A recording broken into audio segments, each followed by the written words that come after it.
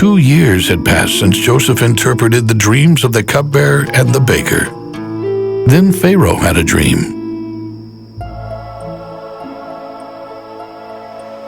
He was standing beside the Nile River, and up out of the river came 7 attractive and fat cows, and they fed in the meadow. And after them, 7 ugly and thin cows came up out of the Nile and stood by the other cows on the edge of the river. Then the ugly and thin cows ate the 7 attractive and fat cows. At this point, Pharaoh woke up, and when he went back to sleep, he had a second dream. 7 full and ripe ears of grain grew out of a single stalk.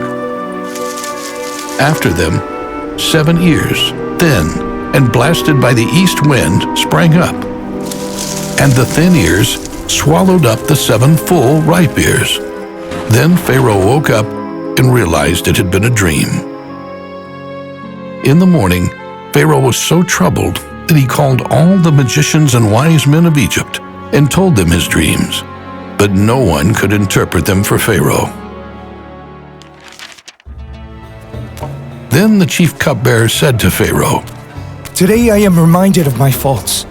When Pharaoh was angry with his servants and put the chief baker and me in the prison, both he and I had dreams. And there was a young man with us, a Hebrew, a servant of the captain of the guard. And we told him our dreams, and he interpreted them for us. And it came about just as he had interpreted. I was restored to my office, and the baker was hanged." Then Pharaoh summoned Joseph, and they quickly brought him out of the dungeon. When Joseph had shaved and changed his clothes, he came in to see Pharaoh, and Pharaoh said to him, "I had a dream, and there is no one who can interpret it. But I have heard that when you hear a dream, you can interpret it." It is not in me.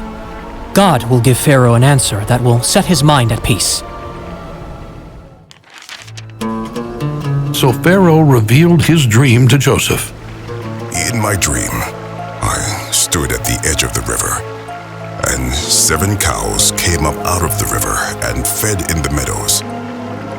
And after them, 7 ugly and thin cows, such as I have never seen before in all the land of Egypt.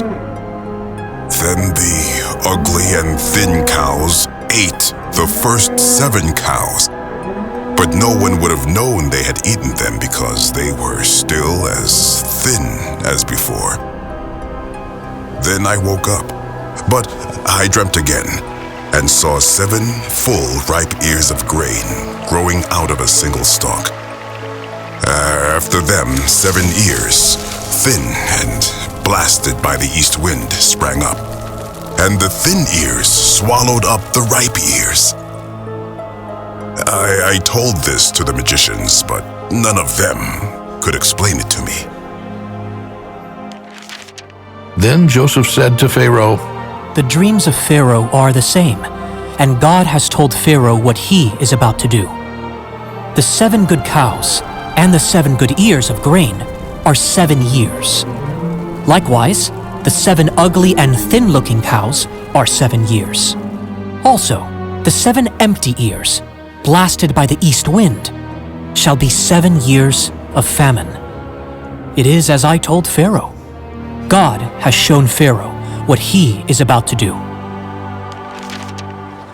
There will be 7 years of abundance throughout the whole land of Egypt. But afterward, there will come 7 years of famine, and Egypt will forget all the abundance. The famine will consume the land, and the abundance will not be known in the land because the famine that will follow will be very severe. Why was the dream doubled for Pharaoh? Because the matter has been established by God, and God will make it happen shortly. Therefore, Pharaoh should look for a man both discerning and wise, and put him in charge over the land of Egypt. Pharaoh should do this, and he should appoint supervisors over the land to take up a 20% tax on the produce of the land of Egypt during the 7 years of abundance. They should gather all the food produced during these good years and set aside grain under the supervision of Pharaoh. This will be the food supply for the 7 years of famine that will come over the land of Egypt, so that the land will not perish because of the famine. Joseph's proposal seemed good to Pharaoh and to his officials. And Pharaoh said to his officials, Can we find anyone else like him? A man in whom the Spirit of God lives. So Pharaoh said to Joseph, Since God has shown you all of this, and there is no one as discerning and wise as you will oversee my household. All my people will be ruled by what you command. Only with respect to the throne will I be greater than you. I place you in charge of the whole land of Egypt. Then Pharaoh took his ring from his hand and put it on Joseph's hand. He had him clothed in fine linen with a gold chain around his neck, and had him ride on the second-best chariot. They cried out before him, Bow the knee. Pharaoh set him over all the land of Egypt, and said to Joseph, I am Pharaoh, and without your approval, no one shall raise his hand or his foot in all the land of Egypt. And Pharaoh called Joseph by the name Zephanath-Paneah, and gave him Asenath, the daughter of Potiphera, priest of On, as his wife. Then Joseph went out over all the land of Egypt. And Pharaoh said to his servants, Can we find a man like this in whom is the Spirit of God? Then Pharaoh said to Joseph, Since God has shown you all this, there is none so discerning and wise as you are. You shall be over my house, and all my people shall order themselves as you command. Only as regards the throne will I be greater than you. And Pharaoh said to Joseph, See, I have set you over all the land of Egypt. Genesis chapter 41, verses 38 to 41.